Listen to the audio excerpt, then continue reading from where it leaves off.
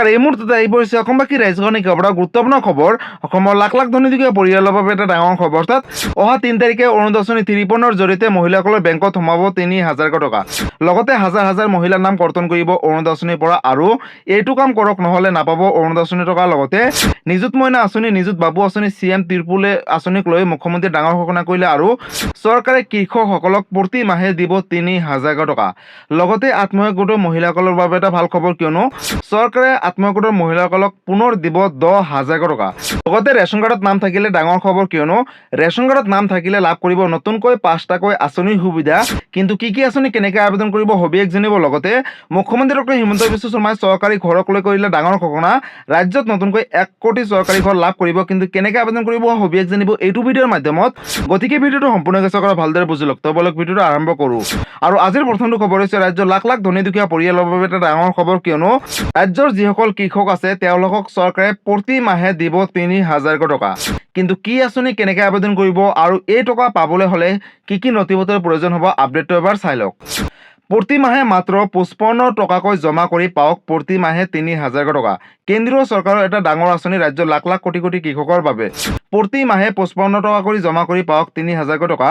কেন্দ্ৰীয় চৰকাৰৰ ডাঙৰ আঁচনি ৰাজ্যৰ লাখ লাখ কৃষকৰ বাবে। এই আঁচনিটো অকল কৃষকসকলেহে আবেদন কৰিব পাৰিব। ভৱিষ্যত সুৰক্ষিত কৰিবলৈ চৰকাৰৰ PM কিষাণ মানধন যোজনা আঁচনি আৰম্ভ কৰিছে। আবেদনৰ বাবে নিৰ্ধাৰিত বয়স ১৮ পৰা ৪০ বছৰ। বয়স অনুসৰি মাহে ৫৫ টকাৰ পৰা ২০০ টকা পৰ্যন্ত প্ৰিমিয়াম কাটিব। লগতে আপুনি যিমান দিন দিব সম পৰিমাণৰ ধন দিব কেন্দ্ৰীয় চৰকাৰে আপোনালোকৰ বেংক একাউণ্টত DBT যোগে। ৬০ বছৰৰ পিছত প্ৰতি মাহে ৩,০০০ টকা নিশ্চিত পেঞ্চন হিচাপে লাভ কৰিব। কৃষকৰ মৃত্যুৰ পৰিয়ালে পাব ৫০% পৰিয়াল পেঞ্চনৰ বুলি ঘোষণা কৰিছে। লগতে ইয়াৰ বাবে আপোনালোকে CSC চেণ্টাৰ কেন্দ্ৰত গৈ পঞ্জীয়ন কৰিব পাৰিব অনলাইনৰ মাধ্যমত। আধাৰ কাৰ্ড, বেংক পাছবুক লগতে মাটিৰ নথিৰে বিনামূলীয়াকৈ পঞ্জীয়ন কৰিব পাৰিব আপোনালোকে। PM কিষাণ যোজনাৰ কিস্তিৰ পৰাই পোনপটীয়াকৈ কাটিব পাৰিব প্ৰিমিয়াম। লগতে জেপৰ পৰা বেলেগকৈ পইচা দিয়াৰ কোনো অসুবিধা নহয় বা প্ৰয়োজন নাই। গতিকে ৰাজ্যৰ লাখ লাখ তথা দেশৰ কোটি কোটি কৃষকৰ বাবে এটা ডাঙৰ খবৰ। যদি আপোনালোকে এই আঁচনি আবেদন কৰে তেনেহ'লে প্ৰতি মাহে ৬০ বছৰৰ ঊৰ্ধৰ হ'লে ৩,০০০ টকা লাভ কৰিব। যদি আপুনি এগৰাকী কৃষক হয় তেনেহ'লে আপোনালোকৰ বাবে এটা সুখবৰ। আৰু এই আঁচনিৰ অকল কৃষকসকলেহে লাভ কৰিব পাৰিব বুলি ইতিমধ্যে কেন্দ্ৰীয় চৰকাৰে ঘোষণা কৰিছে। গতিকে এই ভিডিঅ'টো সকলোৰ মাজলৈ শ্বেয়াৰ কৰি দিব। লগতে আজিৰ পৰৱৰ্তী খবৰটো হৈছে ৰাজ্যৰ লাখ লাখ দুখীয়া দৰিদ্ৰ মহিলাসকলৰ বাবে এটা ডাঙৰ খবৰ, কিয়নো অৰুণোদয় আঁচনিৰ জৰিয়তে মহিলাসকলৰ বেংকত সোমাব ৩,০০০ টকা। লগতে হাজাৰ হাজাৰ মহিলাৰ নাম কৰ্তন কৰিব। এইকেইটা কাম কৰক নহ'লে নাপাব টকা। আপডেটটো চাই লওক। চৰকাৰে পঞ্চায়তে পাতিব সভা। সভাত উপস্থিত থাকিলে পাব অৰুণোদয় আঁচনিৰ ধন। চৰকাৰে পঞ্চায়তে অৰুণোদয় আঁচনিক লৈ পাতিব এখনকৈ সভা আৰু বিতৰণ কৰিব অৰুণোদয় আঁচনি ৩৫ৰ জৰিয়তে মহিলাসকলৰ বেংক একাউণ্টত ৩,০০০ টকা। আপুনি একো কৰাৰ কোনো প্ৰয়োজন নাই। এতিয়াৰে পৰা চৰকাৰে এটা ডাঙৰ সিদ্ধান্ত গ্ৰহণ কৰিছে। সভাত উপস্থিত থাকিলেই পাব অৰুণোদয় আঁচনিৰ ধন। যিসকল যোগ্য মহিলা হয় তেওঁলোকে লাভ কৰিব। ৩ আগষ্টৰ পৰা সকলোৱে পাব অৰুণোদয় আঁচনিৰ ধন বুলি ঘোষণা কৰিছে। লগতে সভাৰ জৰিয়তে চৰকাৰে প্ৰদান কৰিব অৰুণোদয় আঁচনিৰ প্ৰথম কিস্তিৰ ধন অৰ্থাৎ ৩,০০০ টকা। এক্টিভ কৰি ৰাখক বেংক একাউণ্ট। ৩ আগষ্টৰ পৰা সকলোৱে পাব অৰুণোদয় আঁচনিৰ ধন। ৰাজ্যৰ লাখ লাখ মহিলাৰ বাবে মুখ্যমন্ত্ৰী ডক্টৰ হিমন্ত বিশ্ব শৰ্মাই ডাঙৰ ঘোষণা কৰিলে যে ৬ আৰু ৭ আগষ্ট তাৰিখে বিতৰণ কৰা হ'ব নিযুত মইনা আৰু নিযুত বাবু আঁচনিৰ প্ৰপত্ৰ। লগতে নিৰ্ধাৰিত সময়ত এই প্ৰপত্ৰসমূহ ছাত্ৰ ছাত্ৰীসকলে পূৰণ কৰি জমা দিব লাগিব। আৰু ছেপ্টেম্বৰ মাহৰ পৰাই লাভ কৰিব নিযুত মইনা আৰু নিযুত বাবু আঁচনিৰ টকা। লগতে জীৱন প্ৰেৰণা আঁচনিয়ে শীঘ্ৰেই পুনৰাৰম্ভণি কৰিব অসম চৰকাৰে। লগতে ফেচবুক লাইভ যোগে অসমৰ মাননীয় মুখ্যমন্ত্ৰী ডক্টৰ হিমন্ত বিশ্ব শৰ্মাই এইকেইটা ঘোষণা কৰিছে ৰাজ্যবাসীৰ বাবে। গতিকে ৰাজ্যৰ লাখ লাখ দুখীয়া দৰিদ্ৰ আৰু মধ্যবিত্ত পৰিয়ালৰ বাবে এটা ডাঙৰ খবৰ, কিয়নো ইতিমধ্যে আপোনালোকে সকলোৱে গম পালে যে অহা ৩ আগষ্ট তাৰিখে অৰুণোদয় আঁচনি ৫৫ৰ জৰিয়তে মহিলাসকলৰ বেংকত সোমাব ৩,০০০ টকা। লগতে কোনসকল মহিলাই নাপাব টকা আৰু কি কৰিব লাগিব আগলৈ চাওক।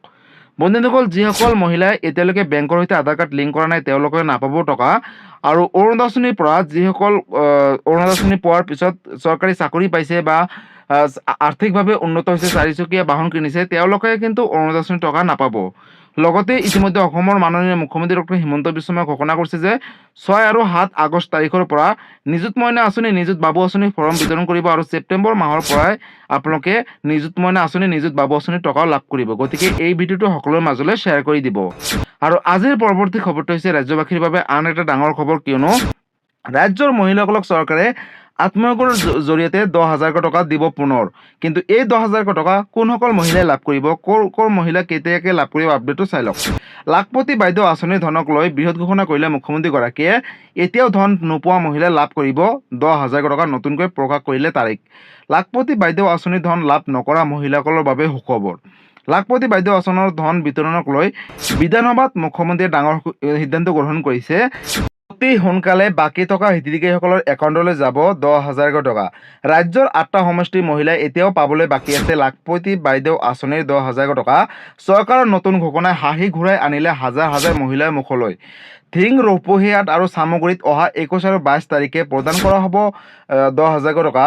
যোগ্য হিতাধিকাৰীসকলে অতি সোনকালে পাব প্ৰাপ্য সাহায্য বুলি নিশ্চিত কৰিলে চৰকাৰে। গতিকে ৰাজ্যৰ লাখ লাখ হাজাৰ হাজাৰ মহিলাৰ বাবে এটা ডাঙৰ খবৰ, কিয়নো যিসকল মহিলা আত্মসহায়কৰ 10,000 টকা পোৱা নাছিলে তেওঁলোকৰ বাবে এটা সুখবৰ।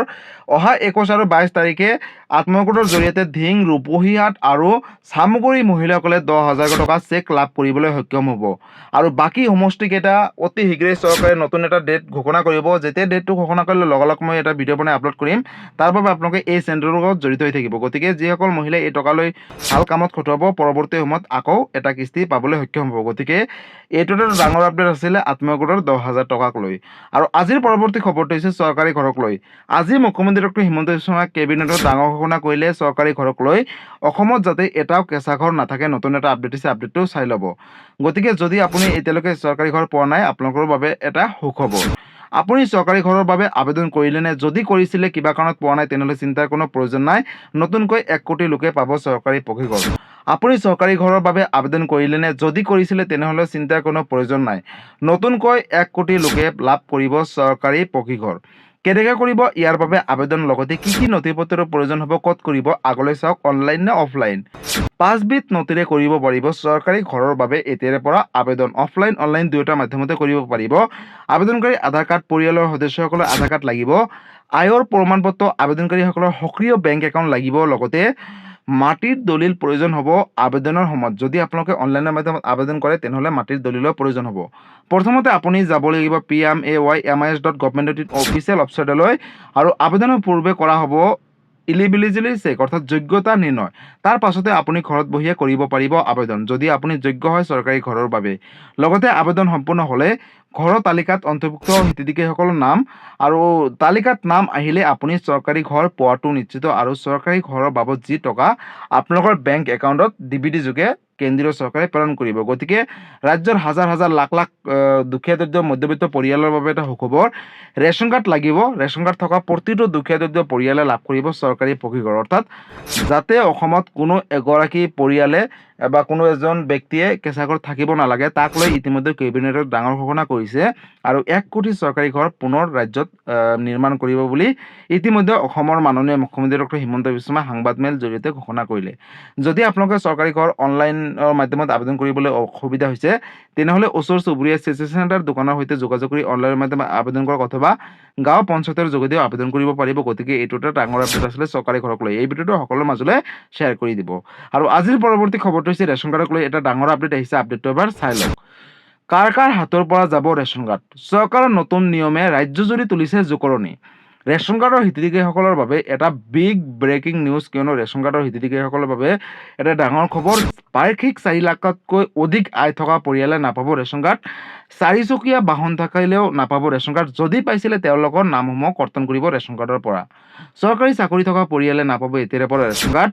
লগতে ইনকাম টেক্স দিয়া পৰিয়ালেও নাপাব ৰেচন কাৰ্ড। যদি পাইছিলে, তেওঁলোকৰ ৰেচন কাৰ্ড অতি শীঘ্ৰেই কৰ্তন কৰিব। ৰেচন কাৰ্ডক লৈ পুনৰ ঘৰে ঘৰে চলিব জৰীপ বুলিও ইতিমধ্যে ঘোষণা কৰিছে ৰাজ্য চৰকাৰে। শীঘ্ৰেই এনে ৰেচন কাৰ্ড থকা পৰিয়ালে নিজে স্বচ্ছাই সমৰ্পণ কৰাৰ নিৰ্দেশ জাৰি কৰিছে প্ৰশাসনে। অন্যথা অযোগ্য বিবেচিত হ'লে কৰ্তন কৰিব ৰেচন কাৰ্ডৰ পৰা নাম। ৰেচন কাৰ্ডৰ হিতাধিকাৰীসকলৰ বাবে এইটো এটা বিগ ব্ৰেকিং নিউজ। গতিকে যদি আপোনাৰ ঘৰত ৰেচন কাৰ্ড আছে, তেনেহ'লে আপোনালোকৰ বাবে এটা ডাঙৰ খবৰ। যদি যোগ্য হয়, নিশ্চয় ৰেচন কাৰ্ডৰ সামগ্ৰী তথা ৰেচন কাৰ্ডৰ জৰিয়তে যিখিনি সা সুবিধা লাভ কৰি থাকিব। যদি অযোগ্য হয়, তেনেহ'লে আপোনালোকৰ নামসমূহ কৰ্তন কৰিব। লগতে 31 জুলাইৰ পূৰ্বে আপোনালোকে ৰেচন কাৰ্ডৰ সৈতে মোবাইল নম্বৰ DBT লিংক কৰি ৰাখক, নহ'লে আপোনালোকে আহিবলগীয়া সময়ত চৰকাৰৰ সা সুবিধাৰ পৰা বঞ্চিত হৈ থাকিব। গতিকে ৰেচন কাৰ্ডৰ পৰা আৰম্ভ কৰি আজি অৰুণোদয় আঁচনিলৈকে PM কুৱেশ্যন এজনলৈকে চৰকাৰী ঘৰলৈকে বহুকেইটা গুৰুত্বপূৰ্ণ আছিলে। এই ভিডিঅ'টো সকলোৰে মাজলৈ শ্বেয়াৰ কৰি দিব। লগতে এইকেইটা আঁচনি বা এইকেইটাৰ বিষয়ে যদি কিবা সুধিবলগীয়া বা জানিবলগীয়া আছে আপোনালোকে মোক কমেণ্ট কৰি জনাব। মই নিশ্চয় ৰিপ্লাই দিবলৈ চেষ্টা কৰিম। গতিকে বন্ধুসকল, আজি আছিলে এইটো এটা ইনফৰ্মেটিভ ভিডিঅ' আৰু গুৰুত্বপূৰ্ণ খবৰ। ভিডিঅ'টো চাই কেনেকুৱা পালে, যদি ভাল পালে চেনেলটো নতুনকৈ আহিছে চেনেলটো ছাবস্ক্ৰাইব কৰিব, লাইক কৰিব। কিবা সুধিবলগীয়া বা জানিবলগীয়া আছে আপোনালোকে মোক কমেণ্ট কৰি জনাব। মই নিশ্চয় ৰিপ্লাই দিবলৈ চেষ্টা কৰিম। ধন্যবাদ। জয় আই অসম।